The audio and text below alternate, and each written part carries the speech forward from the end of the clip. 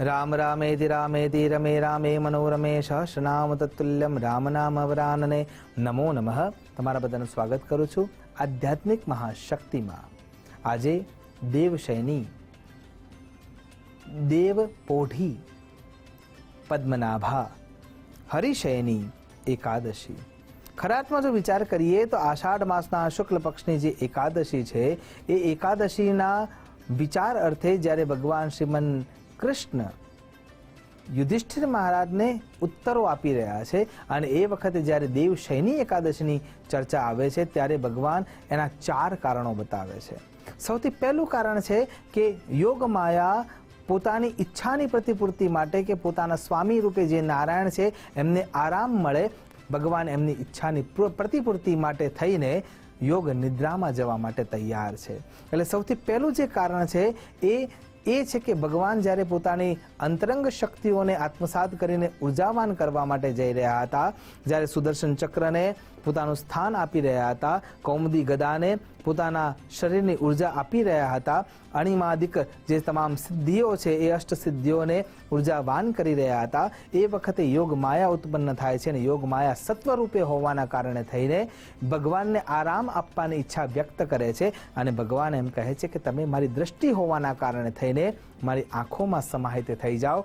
યોગ માયા એમ કહે છે કે પ્રભુ તમે મારા સાથે રમણ કરતા હોય એમ ચીર નિદ્રામાં મગ્ન થાવ. અને એ વખતે ભગવાન કહે છે કે જે પાલની શક્તિનો હું ધની છું એના કારણે થઈને આ બ્રહ્માંડને ચલાવવા માટે થઈને જો હું સૂઈ જાઉં, નિદ્રાવશ થઈ જાઉં તો એ ન ચાલી શકે. એટલા માટે હું તને 4 માસનું વચન આપું છું અને જગતના નાથ એ વચનની પૂર્ણતાને આપવા માટે થઈને, વચન પૂરું કરવા માટે થઈને યોગ નિદ્રામાં મગ્ન થાય છે, જેમ ભગવાન સાંબ સદાશિવ સમાધિમાં સ્થિર થાય છે. બીજું કારણ છે જે સતયુગમાં બનેલું છે.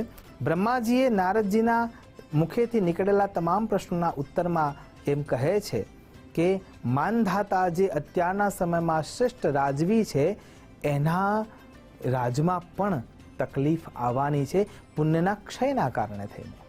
અને એ વખતે નારદજીનો જે પ્રશ્ન છે કે શું આ માનધાતા જેવા દિવ્ય પુરુષના રાજમાં પણ તકલીફ આવશે?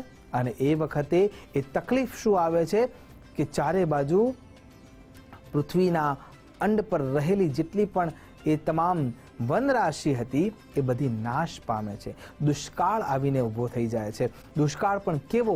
હરણ જ્યારે જમીન ઉપર દોટ મૂકે છે ત્યારે એના પગના નીચેની જે ખુર્રીઓ છે એ ખુર્રીઓ ફાટી ગઈ છે. વૃક્ષો છે એના ઉપર એક પણ પાન જોવા મળતું નથી.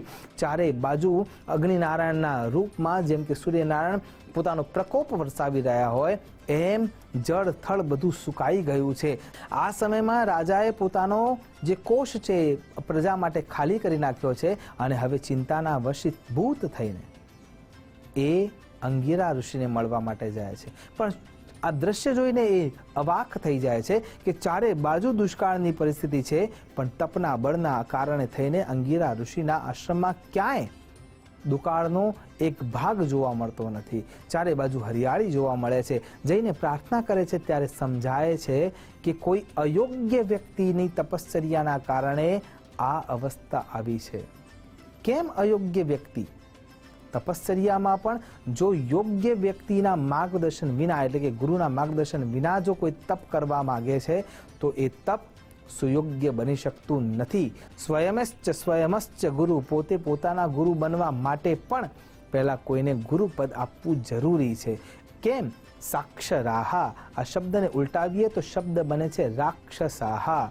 કહેવાનો અહીંયા તાત્પર્ય એ છે કે આશય જરૂરી છે. તો અહીંયા અયોગ્ય વ્યક્તિ અયોગ્ય રીતે તપશ્ચર્યા કરવા માટે બેઠા છે અને એના કારણે થઈને પાછળથી પરિણામો ખોટા આવશે.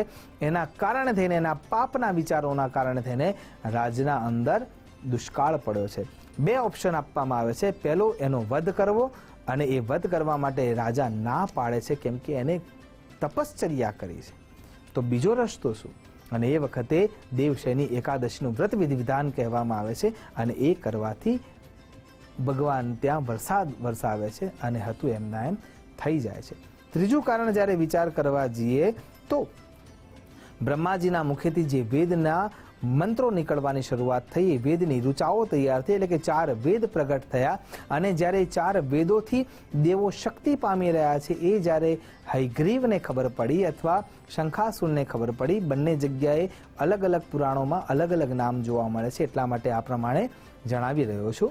તો જ્યારે શંખાસુરને ખબર પડી ત્યારે વેદોની ચોરી કરીને એને સમુદ્રમાં લઈ જાય છે અને સમુદ્રમાં જાય છે, પણ પોતાના શક્તિના કારણે થઈને દેવો ત્યાં સુધી આવી શકતા નથી અને એને મારવા માટે શ્રીમન નારાયણ એના સાથે હયગ્રીવનું રૂપ ધારણ કરે છે. શક્તિદવંતતાના સાથે હયગ્રીવ રૂપે એનો નાશ કરે છે અને વેદોને પાછા લઈ આવે છે.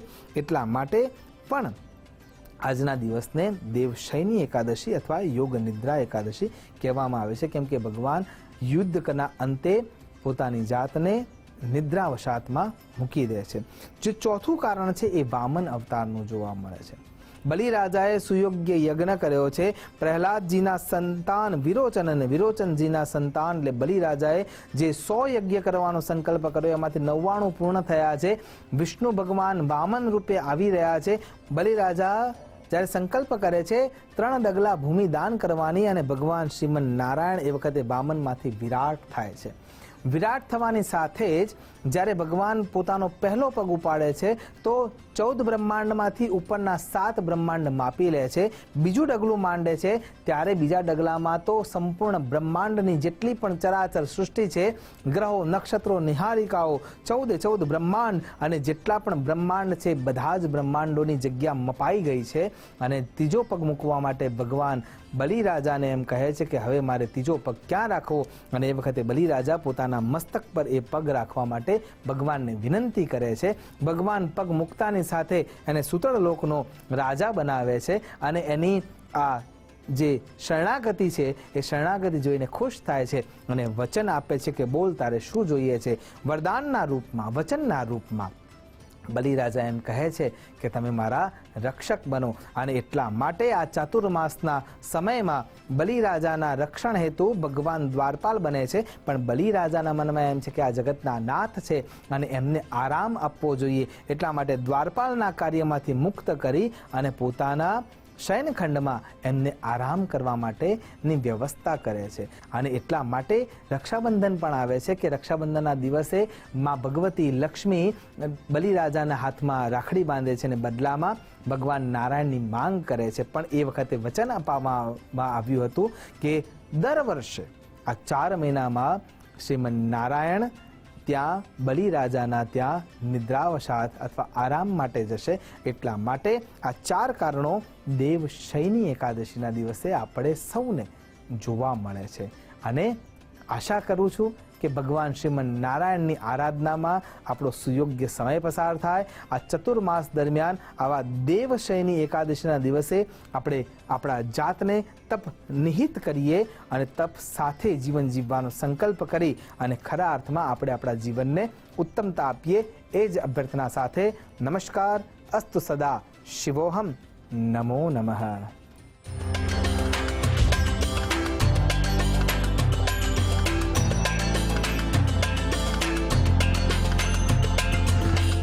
આજે આપણે ભક્તિથી ખેંચાઈ આવેલા ભગવાનના દર્શન કર્યા અને સાથે દેવશયની એકાદશીનું મહાત્મ્ય જાણ્યું. શ્રી હરિ ભલે 4 મહિના યોગ નિંદ્રામાં રહે, પણ એ સમય દરમિયાન ભગવાનની સૌમ્ય છબી આપણા મન પર અંકિત રહે અને ભગવાનની કૃપાને પાત્ર બનવા આપણે પણ સત્કર્મ કરતા રહીએ. એ જ અભ્યર્થનાની સાથે હવે સમય થયો છે આજની આ કડીના સમાપનનો. પણ આવતીકાલે ફરી મળીશું અને આસ્થાના સથવારે આગળ વધીશું. ત્યાં સુધી મને આપશો રજા. નમસ્કાર. આપના પ્રતિભાવ અને સુઝાવ આપ અમને મોકલી શકો છો આ સરનામે